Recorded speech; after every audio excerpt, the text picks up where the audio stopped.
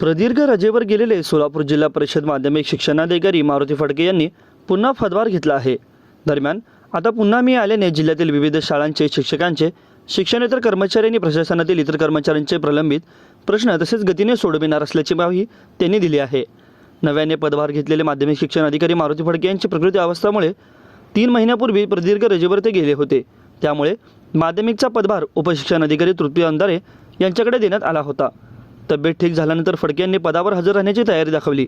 त्यावर मुख्य कार्यकारी अधिकारी मनीषा आव्हाड यांनी प्रदीर्घ रजा असल्याचे त्यांच्याकडे वैद्यकीय मंडळाचे प्रमाणपत्र आणण्याबाबत सूचना केली।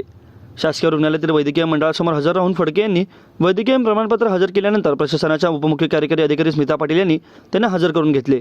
त्यामुळे बऱ्याच काळानंतर प्रलंबित राहिलेले प्रश्न तसेच माध्यमिक शिक्षण विभागातील शिक्षक व शिक्षकेतर कर्मचारी यांचे प्रश्न सुटण्यास आता मदत होणार आहे।